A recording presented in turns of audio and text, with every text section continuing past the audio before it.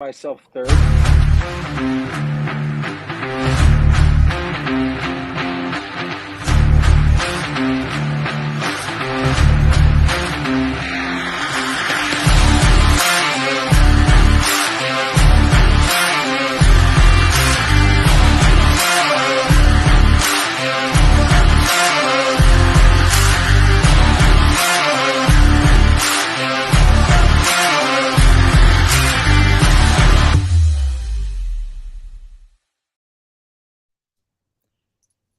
Good morning, good evening, good afternoon. That's the beauty of podcasting. Welcome into the Finstock Sport Network's only college football show, Touchdown in Paradise.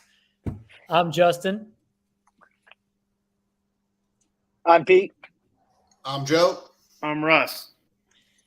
And welcome in. We are now through week 0 and week 1. Last weekend was all about college football. This weekend, we get a nice, healthy mix of college football and NFL.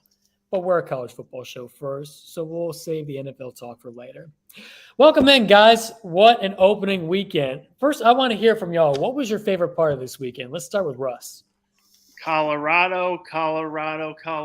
Prime. I was ready, sitting down. I was like, I'm going to maybe go out, go to the market at halftime. I didn't get off the couch. I sat there. I waited. It was all about Prime.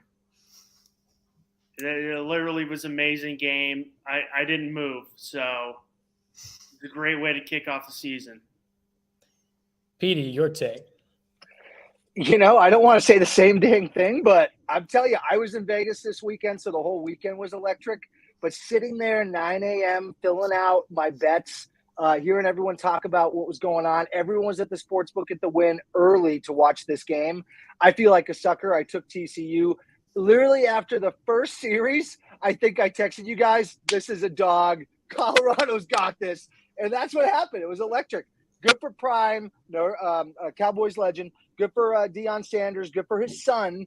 And good for the kind of three-headed monster they got going on there. So that was easily the best of the weekend. We'll get to the others, but that was top tier for me. Prime definitely had it in him. Colorado has arrived. We'll get more into that in a second, but let's hear from Joe first.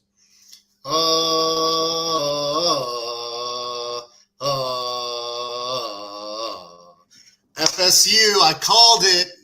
Brian Kelly chokes in those situations. What a game, by the way, to start. But that second half, what Mike Norvell did in that second half to basically flip the script, all FSU. Again, I'm not saying Colorado, that game was phenomenal as well, but it's so gratifying seeing a guy that said he couldn't recruit, couldn't do all the things at Notre Dame, go to LSU, and he still can't win a game with no academics, none of that. Yeah, it may sound a little salty, but it just tastes so sweet. Yes, a couple of Notre Dame fans in here. I'm sure that is pretty sweet to see your old guy fail on national TV in the second half. Now we see why Brian Kelly fails. He doesn't make any adjustments whatsoever. You saw it in the second half. For me, I'm going to go the Monday night game really shocked me. Duke defeating Clemson. I know Petey over here, the biggest Dabo hater, was very happy.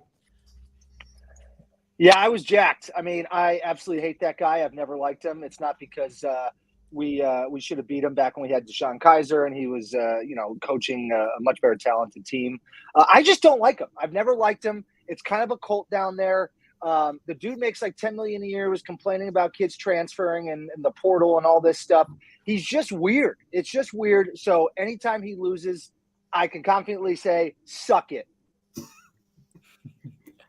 And yes, indeed, he did suck that night, and so did his whole team. Maybe DJ wasn't the problem. We'll talk about that in a minute. But first here, we've got some big news that happened this past week. Stanford, California, and SMU all of a sudden are on the Atlantic coast. Did you guys know this? It's bizarre, Justin. Bizarre. Crazy. It's just, again, it's like what we talked about week 0. It's dumb. It's just dumb at this point. Yeah, seeing that you're going to be traveling just those two schools and then a school in Dallas all the way across the country to go play Miami, Florida State, Georgia Tech, and then you got to go north too. You got to go to Boston College, Syracuse, those kind of deals. Is this going to make any sense whatsoever? No sense. Not at all. The only thing worse than this to me, the deal itself. You've got Stanford and Cal both taking 30% TV deal revenues, while SMU sold their soul completely, and they're taking no TV revenue for the first 9 years of this deal. Pete, is SMU going to be hurting for years? I'm still trying to figure this whole deal out, why exactly they did it. I mean, if you're SMU, I would probably confidently say, like, no one's really probably paying to watch you anyways on TV. So, like, maybe that was something they had to do, or they're like, hey, we're not going to get into this conference unless we take, like, a sweetheart deal and do the ACC a solid. I will say, like, a Texas school going to some of these places, the travel is not that bad. I mean, it's okay for them. It's like, Texas playing the SEC and stuff like that. So I don't think it's really too bad. In terms of Stanford, even that's not that bad because every other year they travel to Indiana and play Notre Dame. So they're kind of used to traveling as well. The Cal one, yeah, they don't really travel, east of Arizona, basically. So for them, it's definitely going to be an adjustment. But I don't know. I'm still trying to figure all this stuff out, how it affects, like, the big dogs like Clemson and them, who we've heard rumors who want out. So, like, does this bring more legitimacy to it? I would assume so. I mean, Stanford and Cal, at least, and SMU, obviously, in the past, they got some big money, boosters, donors. Like, there's a lot of money at those schools. So I don't know. I'm just going to have to wait and see what happens. Logistically, it seems like a nightmare, but I kind of feel like it might actually kind of work out. I don't really know. Joe, with these academic institutions, very highly renowned academic institutions join the ACC, do you see them competing anytime in the future to win the conference championship in football or basketball? Stanford and Cal have been – okay, maybe not Stanford. Stanford has been pretty good in the relative past. I just look back, Christian McCafferty, even before that, Toby Gerhart. They have history of being good. Cal, on the other hand, I mean, Aaron Rodgers, Goff, but even with Goff, they weren't that great. I think specifically Stanford is a lot of Notre Dame pulling strings, a team that you play regularly on their schedule, and they're, as you said, Justin, high academic. So why not drag Cal into there, which is their big rival? But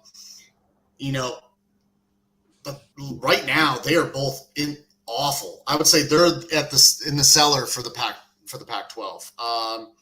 Who knows? I think Stanford has the new head coach. Cal, I think 1-2 years removed, maybe. I don't know too much about Cal, but the interesting thing for me is why not just bring in Washington State, Oregon State, just bring in the rest instead of. I don't understand. I mean, I get it. It's all about money.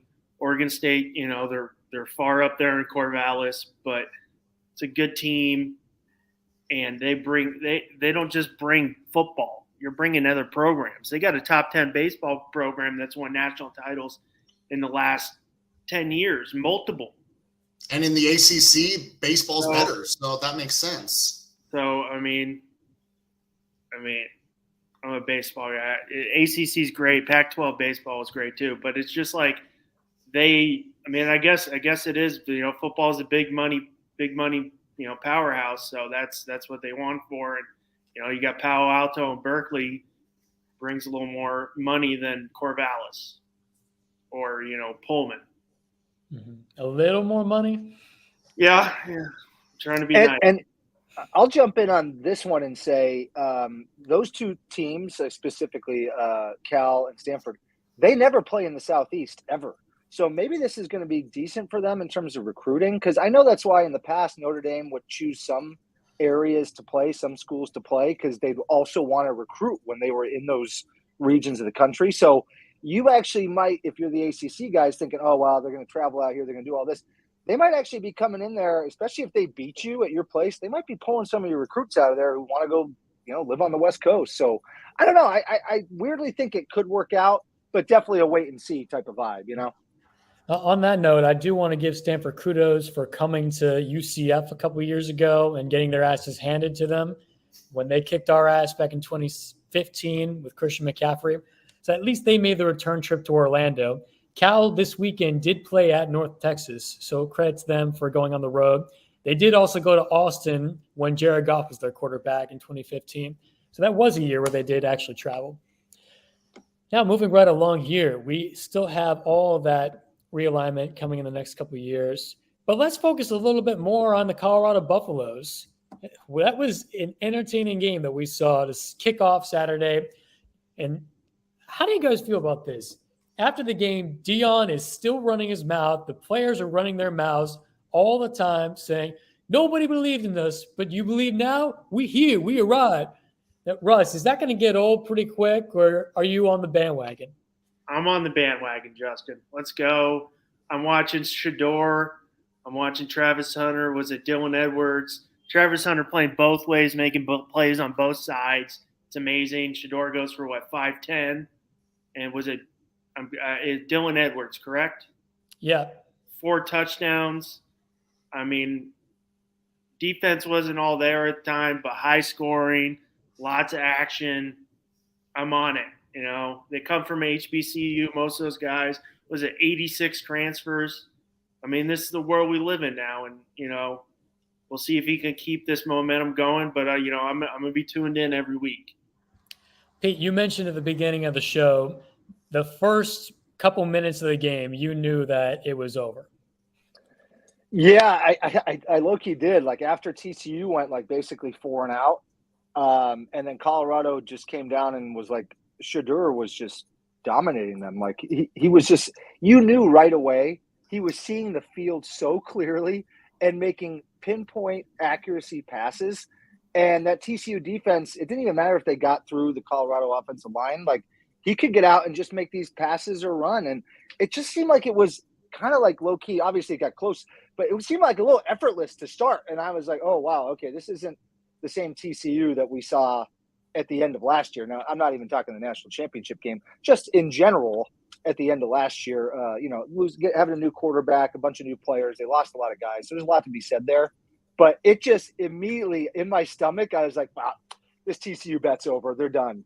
And that's what happened. Obviously it was more entertaining, but right away, even in the sports book, there were people talking and they were like, oh, wow, TCU's done. And everyone was like, crap. 2 minutes in, everyone's like, shoot, my bet's done. So, amazing game by him. I mean, the kid playing both ways. It's just crazy. What is it? He's actual. I mean, he's not related to him, but he's basically Deion Sanders. It's crazy, man. I mean, but so good for them. Does it surprise? I mean, yeah, they went to HBCU, but they went for prime. These guys had big D1 offers. Travis Hunter had an offer from multiple. He was the number one player. FSU, multiple massive D1 offers. He went for prime. So it's not like these guys are not good. They're great players. They just want to play for prime. They want to play for Deion Sanders. They do. And I will say to your other point about the post-game stuff, that's who he is. So if you don't like it, you've never liked it. If you love it, you're always going to love it. And, yeah, at some point they're going to lose here, and people are going to be like, oh, basically suck it. You've been talking all this stuff. He's going to show up that next day and be talking the same amount of stuff at the next press conference. So you better just get used to it. And they're here. They are very good. And it's not just because of TCU's problems. So, yeah, I love it, man. Neon Deion, let's go, baby. Joe, the last play that TCU had on offense, they went for 4th and 1 at midfield. Did you agree with the call? Would you go for that same thing in that situation? You had to. You had to. You couldn't stop that offense. That offense is just – I'm trying to think of a comparative to that offense, and I'm thinking of some of the best that we've seen in the past couple of years. So I'm thinking LSU 2019. I'm thinking maybe some of the Oregon teams back in the day, like when they went to the Rose Bowl and beat Jameis Winston. You had to go for it. Your best defense is keeping their offense off the field. They're the real deal. I mean, it's kind of funny, the people that are saying, oh no, this was a fluke or whatever. It's like, just look at the stat line. Like, Travis Hunter played like 160 snaps. Like, I think it was something like ridiculous. Like, where like he played like 60 and 90. Yeah. It's something ridiculous where it's like, that's unheard of nowadays. And he did it, and he made it look easy. When they play a little bit better of an opponent, will it be different? Maybe, but I still say good luck trying to stop that offense. If you want to beat them, you're going to have to, if they put up 50, you're going to have to put up 51. It's not going to be a low scoring game. So I think Nebraska has them next, and I'm saying good luck to the Huskers because they're about to be 0-2. And that guy, and Travis Hunter did that, and it was 106 on the field too. And he's playing both ways. And the thing I would add, the only thing I'd watch out for Colorado, and maybe this is just how they're going to be, they only had 55 rushing yards. So they might have to – Shedeur might have to throw it this much. Who knows, But, I mean, 500 – Jesus, total yards 565. Only 55 of those were running. So we'll have to kind of see if it's going to be all pass heavy. And if that's what they got to do, that's what they got to do. If anything, it's just going to give him more highlight tape for his Heisman bid. But, I was a little shocked at the end just because it was so exciting watching it. I didn't realize they only had 55 rushing yards. I was noticing that throughout the game, and Pete, you brought it up. I was about to say they seemed very one-dimensional with Shedeur passing the ball, but he was pinpoint accurate all day. I was telling you guys in the chat that he reminds me of Tua, where his arm strength is there, the pinpoint accuracy is there. The only thing is just his windup isn't the prettiest thing, but every time it's just a pinpoint pass. If it gets to the wide receiver, that's all that matters. He can throw it sidearm, but if he gets it to the wide receiver and he puts up those stats that he did this past weekend, I don't really care. I'll take him any day. I'm all in, but they got Nebraska, Colorado State, and then Oregon coming to Boulder. That's when if they beat Oregon and Boulder, that's when it's the real deal. TCU, yes, coming off national title, bid, but they lost a lot of players. So, and Nebraska is what Nebraska is. They beat Boulder, they beat Colorado, Oregon, and Boulder. It's when we're here. Oh, Russ, I just looked it up. That game is in Eugene. Oh, it's in Eugene. Oh, it's vice versa. It's SC's in Boulder then. Mm-hmm. Well, we've got a whole lot to say about the Buffs. Let's save a little bit for down the season because this is going to be a really fun team to watch. Really quickly, a few words on FSU. Joe, I'm going to call on you first because you did call this game. Tell us your thoughts. What's there to say? That game was entertaining. I think it peaked at like 10 million views or something crazy like that. It was great. Mike Norvell, Coach of the Year, that put a great stamp on that potential for this year. Jordan Travis, he's been there, it seems, the Van Wilder case. He's been there for years. He actually finally looks as a complete quarterback. He can run, he can throw. My only thing is FSU the real deal, or is this just a case of LSU being overhyped and Brian Kelly being Brian Kelly? That's the real question that I think we'll see later on in the year for FSU. Pete, a few more words on Brian Kelly. Yeah, this is what he does. This is what frustrated us all the time as Notre Dame fans is he'd come out and we'd have like a close game, and then the second half would happen, and you're like, oh, wow, everything that I watched on TV thinking, oh, we're going to change this, going to change that, the same exact game plan. And it's like you saw it in the stat line. They came out in the second half. It was like, what are you doing, man? Like, he just does not make adjustments. And he's never been a great play caller. I'm not sure if he's helping call plays or managing the game. He's never really been good at those. But, yeah, definitely. I think this is more so to do with FSU being for real and just being better. And they were better coached and they played better. And it's just that's who Brian Kelly is. So it's not who Notre Dame is, though. 2-0, no big deal. Russ, was this game enough to where you would have put Florida State at number one in the rankings this week? I wouldn't go that far. I think they're right place they should be right now. 4 is good.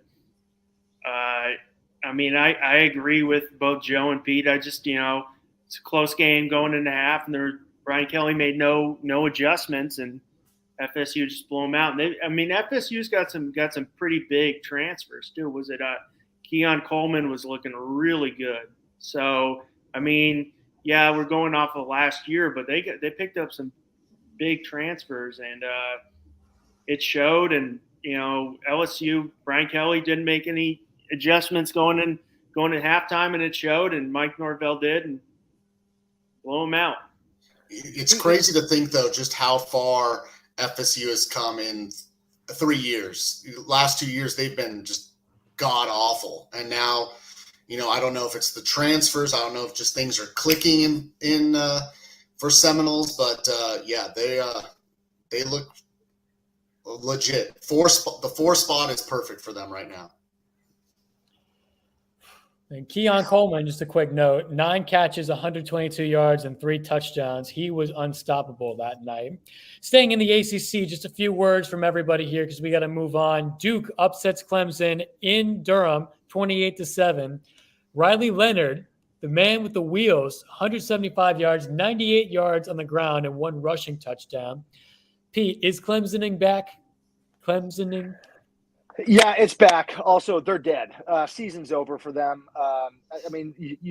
It's just they can't come back from this. And maybe Duke's going to be a football school now. I'd actually much rather root for Duke to be a football school because I think everyone can agree we all hate them as a basketball school.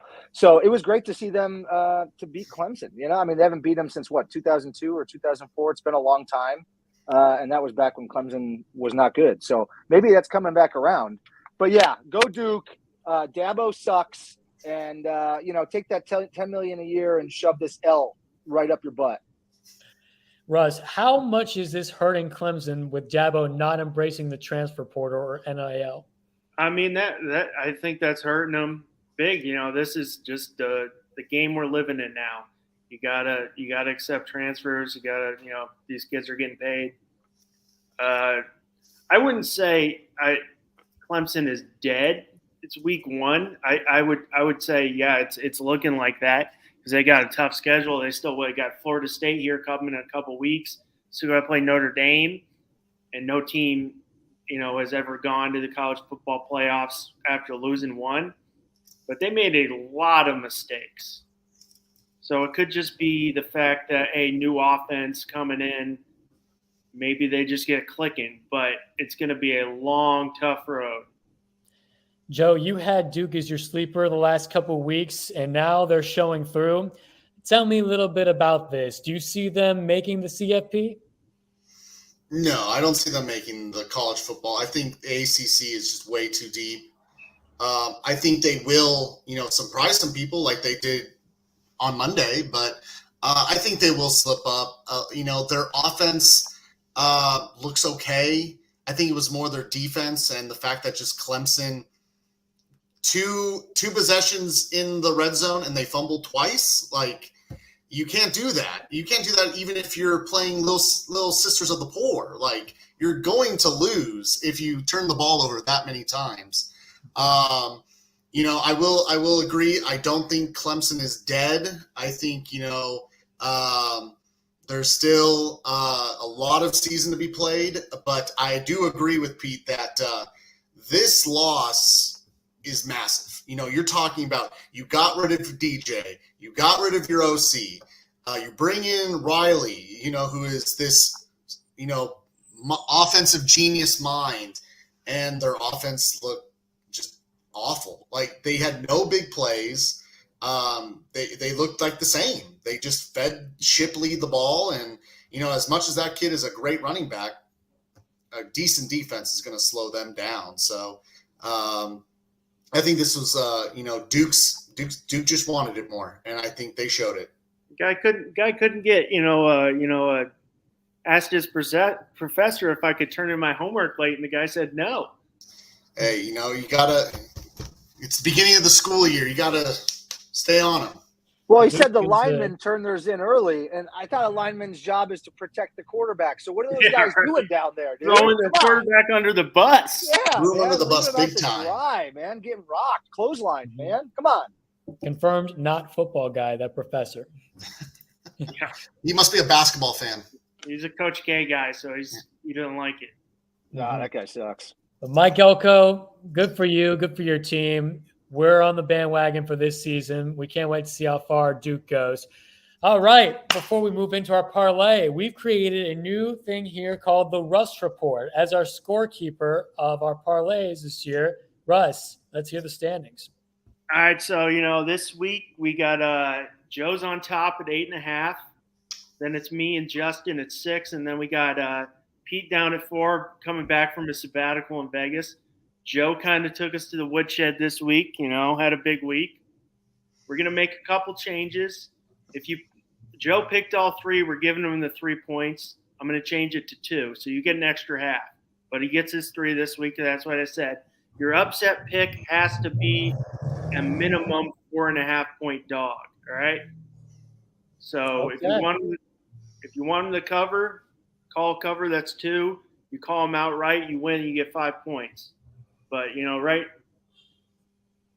Stuff changes weekly. Last week was me and Justin, and then 1 week now it's Joe's up big. So that's why we play.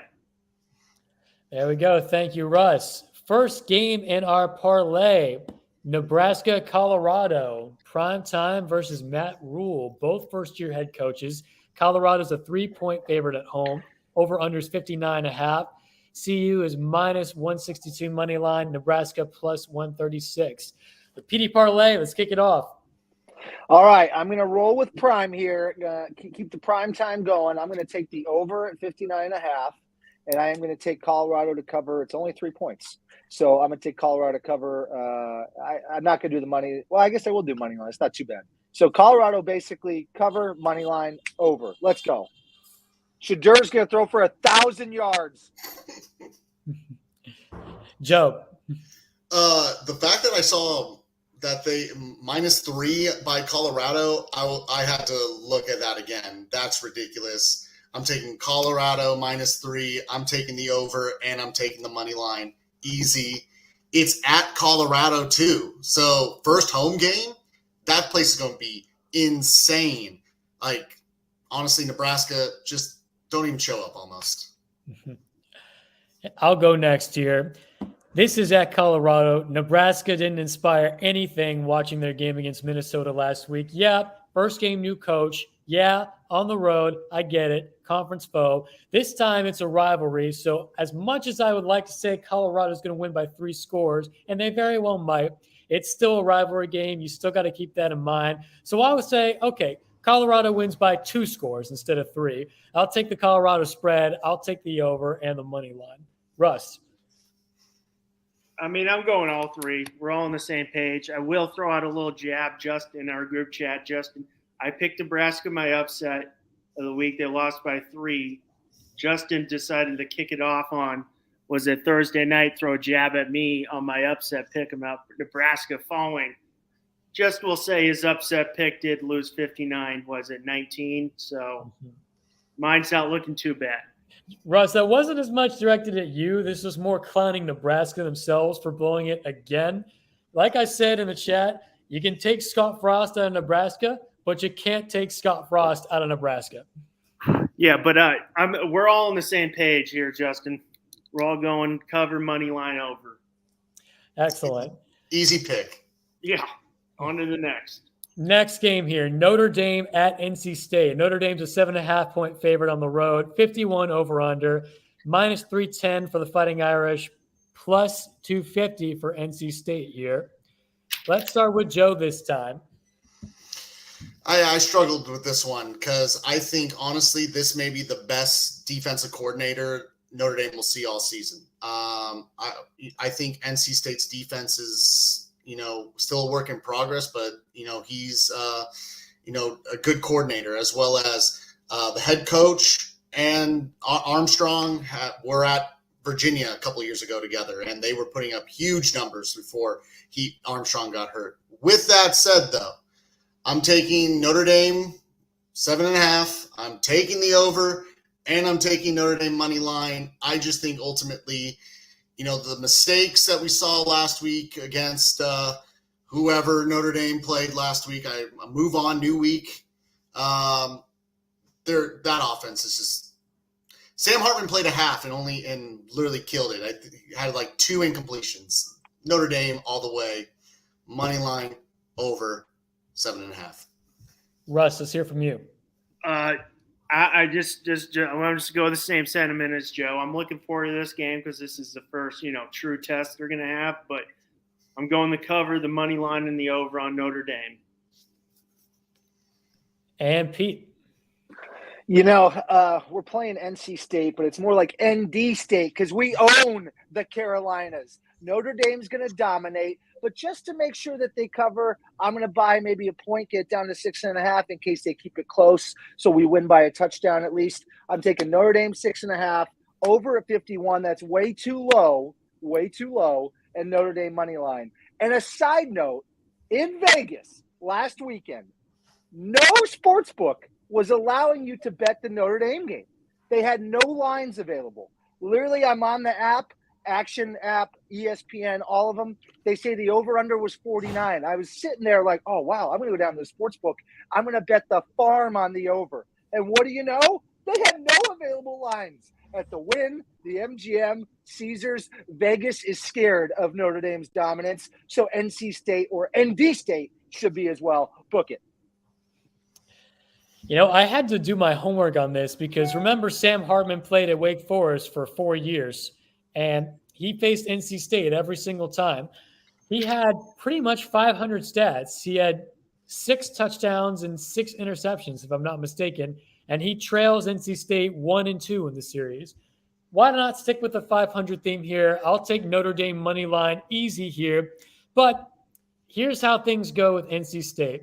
They always feel like you're in the game every single time. It's close throughout, and then they find some way to blow it every single time in the fourth quarter. So for that reason, I'll take NC State to cover the spread, and I'll take the under.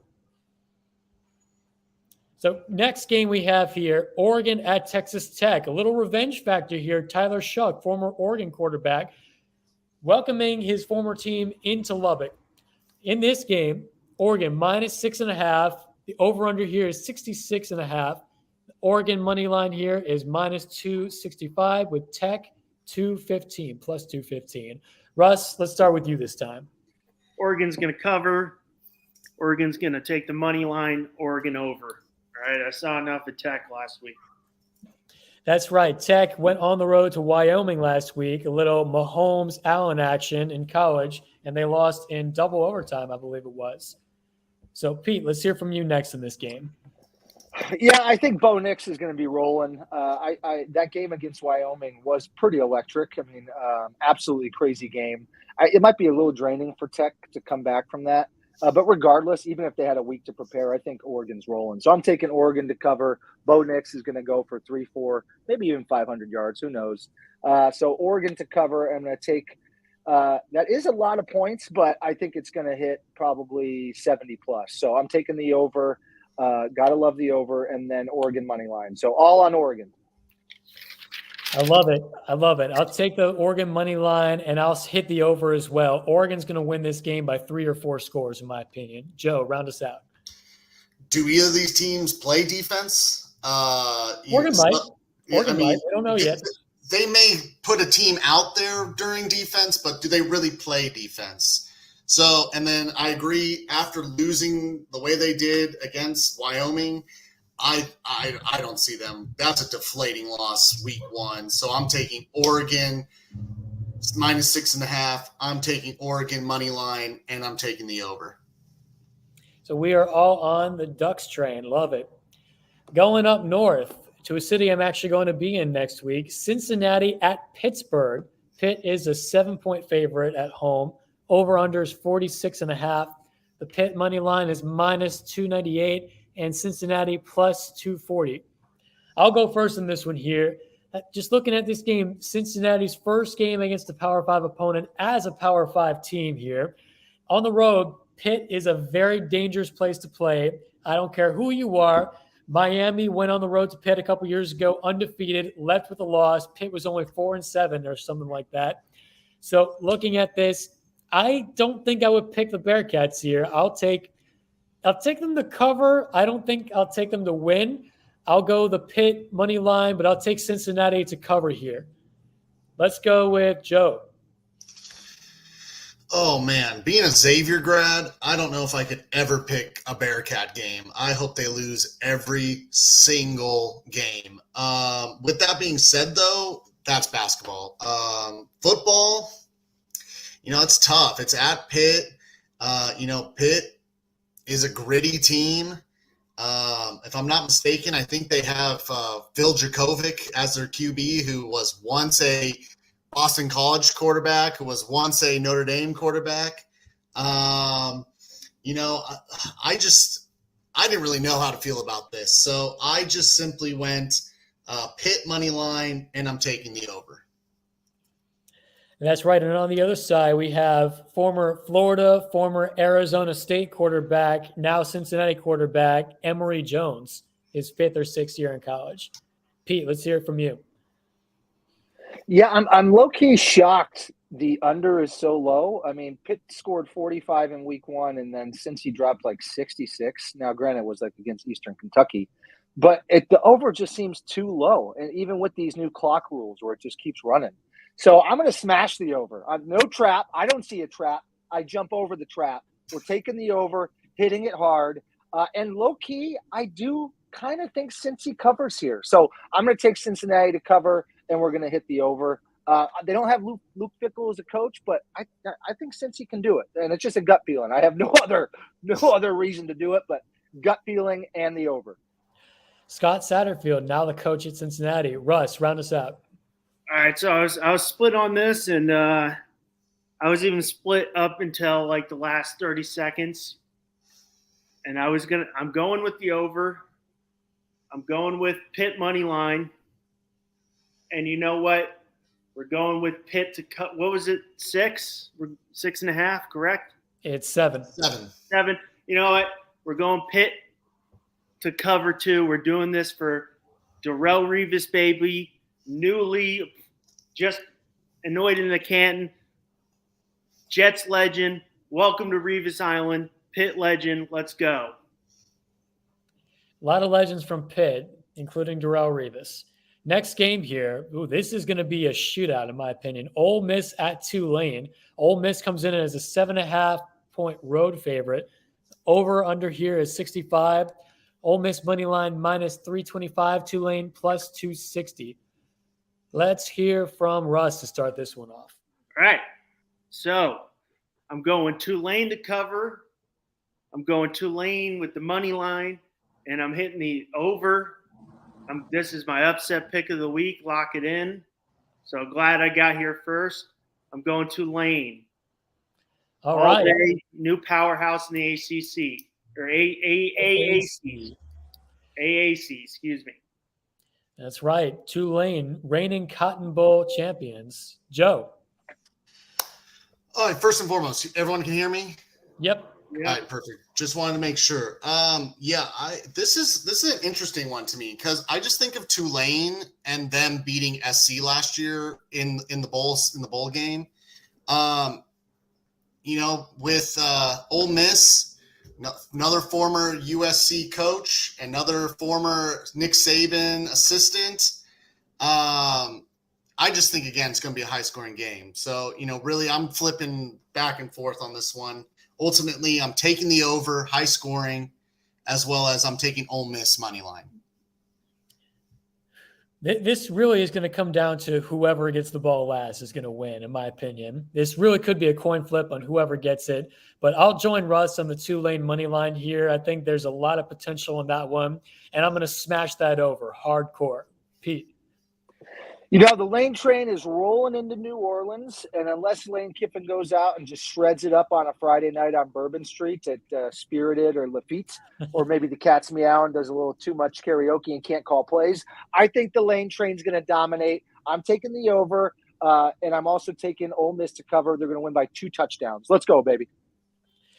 Yes, Michael Pratt is returning as the Tulane quarterback here. Tyjae Spears is now with the Tennessee Titans, so that may or may not hurt Tulane on the offensive side of the ball. We'll see. Okay, last year, Last year, we talked so much shit about Jimbo on this show. Now he gets the choice to shut us up again. Texas A&M at Miami. Now, noted here before we go into our picks, Jimbo is 7-1 against Miami, 8-1 now, 8-1 against Miami in his career with Florida State and Texas A&M. Miami went to College Station last year. This year, A&M goes to Miami. With that being said, Pete, let me hear your thoughts. So here we have A&M is a 4.5-point favorite, 51.5 over/under. A&M minus 205, Miami plus 170. Pete. I think this is going to be my upset pick of the week. I think Miami's going to win outright. I'm taking Miami money line. I'm taking Miami to cover, and I'm taking the over. I cannot stand Jimbo Fisher. I've never liked the guy. I've actually had an affinity for Florida State. I've always kind of liked him a little bit, but I can't stand Jimbo Fisher. So Cristobal is going to get him going and down in Miami. The U's going to be back for 1 week, before they get crushed the next week. But Miami all day, baby. He ain't getting out of there, and Miami's going to take it. Joe, we saw last week Connor Weigman throw 5 touchdowns for the Aggies. Does it repeat itself here in Miami? Not at all. Pete, you took my upset of the week. I'm just going to say that right now. I have Miami for 1 week, at least 1 week. Miami with the points. I'm taking the over, and I'm taking Miami money line. Yeah, I think, again, Texas A&M, they spent all this money on, getting the top recruiting class. Half of that recruiting class left after the first year. As much as, people probably disagree with me about this, I'm not impressed with Jimbo Fisher's coaching. I think, he got a great player at Florida State. And look, he left to go to Texas A&M, and what has he done there? He hasn't done a whole lot. So I'm taking the U to win. Russ, how about you? We're on it right here. We're all on the same train. I got him to win, got the cover, and I'll be on the over train with the boys. I just love seeing Joe's face there because I was looking and I see his face go down quick. Pete stole my upset of the week, but I got 2 more. Hey, there's no rules say you can't pick the same one, but No. I'll take it. I got 2 more. It's all right. Mm-hmm. And I will stay on that U train, but not so fast here. I see them really getting to the quarterback in Connor Weigman. I think Miami's going to get at least 4 sacks on him, and they can't score. So I'm going to take the under. I'll take the U money line, and I will take, Miami beating the spread. And finally here we have our game of the week and my upset of the week here. Texas at Alabama. Bama is a minus 7.5 favorite, 54.5 over/under. Bama minus 285, Texas 230. The last 2 times these teams have faced, Texas's quarterback has been injured in the first half, and they go on to lose the game. Not this time, baby. Hook them all the way. We've got here the money line for Texas. I'm going to smash that over as well, and Texas beats that spread. Russ. All right, so I went back and forth on this, but it's in Tuscaloosa. Saban, he shows who's boss to his former assistants. So I'm going Bama covering. I'm going Bama money line. I'm going over. All right, Pete. This is Texas's first trip into Tuscaloosa. I don't even know how long or if ever when, but I think they're going in there. I think there's a lot of pressure on Texas here. Sarkisian has to get these boys going. I mean, he's got Archie Manning there at the school. You don't want to go into Alabama and get dominated and have Nick Saban over there be like, yo, Archie, get over here. Come on, get over here. So I think Texas is going in there. They're back for a week. They're going to dominate. And by dominate, I mean barely win. I'm taking Texas money line. What was the over? I'm taking the over at 55 or 54.5. And I'm taking Texas money line. So it's coming all Austin right now, baby. So let's go. Also, I hate Alabama. So I just, a game like this, I can't root for them. I just can't do it. Mm-hmm. Joe, where are your thoughts here? Russ introduced it. Nick Saban against assistant coaches under his tree. He is 28-2. Who he lost against? Insignificant. 28-2. He's also playing in Tuscaloosa, not in Austin. So I am definitely taking the over for sure. I'm taking Bama 7.5 and Bama money line. Roll Tide. Matt Ryan cringes at the fact if Texas wins in Tuscaloosa, that 28-3 will be Saban's record against his former assistants. Now we're taking it in here for our predictions for the year. Okay. Let's start with the sleeper team. Russ, start us off. You know who I'm going with. I'm going Oregon State. Let's go. DJ went in there, 5 touchdowns. Let's go. I'm still on the train. I don't understand why nobody wants them, but prove them wrong. So Oregon State all day. Okay, Joe. Not so much a sleeper anymore, but I'm sticking with my Dukies. Dookie it is. By the way, it is the 30th anniversary coming up of Green Day's album called Dookie. Fun fact. Pete. It's no big shocker here. Notre Dame, again, it hasn't changed. We're 2-0 going into week 2. Figure out that math. But we've only allowed this math 6 points between 2 games. So our defense is bringing it. Sam Hartman is well rested, but gunslinging it. And they're my sleeper team. I don't think people are going to be sleeping on them too much longer, but people are still sleeping on them. I'm going to keep Notre Dame as my sleeper team as well. They're going to wake up when they beat Ohio State in a couple weeks, in my opinion. They've got the squad. Ohio State looked like crap this week against Indiana. I don't believe in this team of Ohio State. This is Notre Dame's year. Sleeper team. Next up, we have Coach of the Year. Let's start with Joe this time. Oh, after that game, as much as I love saying Marcus Freeman as Coach of the Year, I have to go Mike Norvell. What a second half performance. Again, if he can beat Clemson in a couple weeks, besides maybe Neon Dion, I don't see how he's not in that running 1 or 2. Last week, I proclaimed Deion Sanders was our Coach of the Year. In fact, it was 2 weeks ago. And then last week, we saw, okay, maybe that wasn't such a crazy take. If they can win maybe 9 games this year, tell me if there's a better case than that. I'm going to stick with Deion. Pete. Yeah, I'm going to stick with Marcus Freeman here and Lincoln Riley. I think my pick, obviously, USC and Notre Dame are going to play, so we'll really kind of see who's going to take the Coach of the Year spot later on this season. But I think those two are still solidified. But Deion's creeping in there, man, especially these next couple of weeks. See how they do, especially against Oregon. God, he's making it hard for me. And I love Deion Sanders. So it's really hard for me to say, but I'm sticking with Freeman and Riles in a little head-to-head matchup right now. Russ, how are you going to round us out? I'm going with Kalen DeBoer from Washington. All right. All right. Michael Penix, Heisman looked unbelievable this week. I think they're gonna make it to the Final Four. Take out the Pac-12 with the bang this year. Let's go. Speaking of the Heisman, let's look at our Heisman picks for the week. Pete, we're going to start with you this time. Yeah, so nothing really for the Heisman changed for me. I still think Caleb Williams is my front runner with Sam Hartman, especially since he's kind of barely played. He's played like 2 halves of football, it seems like, and he's just dominating. But I will say Shedeur. Oh man, just like Deion, I mean, geez, just to show up week 1 and throw for 500 yards or whatever the heck he did. I mean, just absolutely crazy. So, God, I'm going to stick with my pick because nothing has changed for both teams.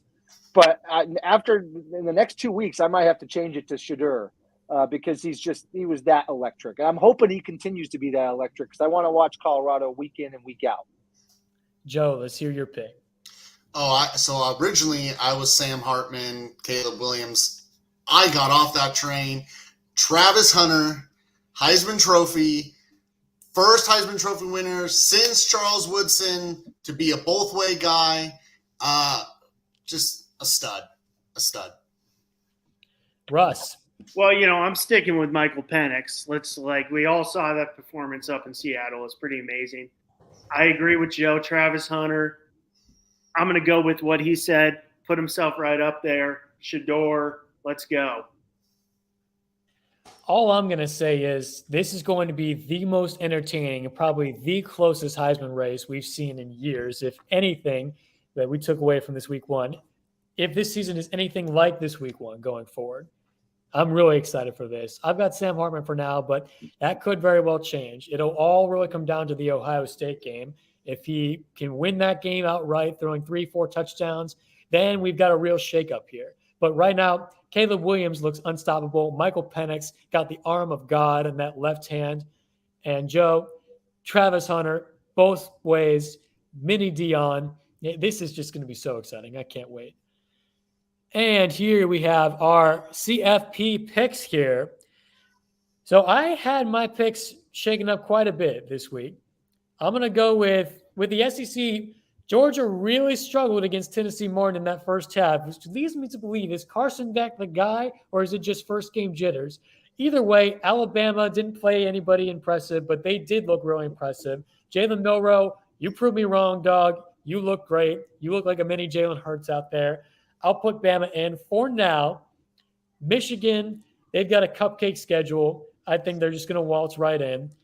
Washington, back in my top 4 here. I'm sorry, guys. I doubted you. You guys look great. Michael Penix is the real deal. Kalen DeBoer, real deal. And then I've got Florida State making a debut. They were in the inaugural playoff in 2014, and they haven't made it back since. They are in my top 4. Going down the line here, Russ. All right, so I'm Georgia. Okay, yeah, they didn't. First half wasn't great, but they had a couple slip ups last year, and look what happened.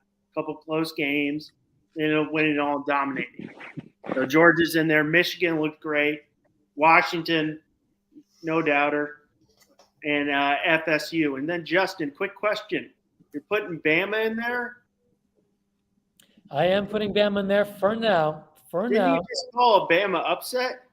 I said for now. The game's still got to happen, Russ. If we're just going off of week one, this is all I can say for now. I'm just having a little fun. We're just having a good time.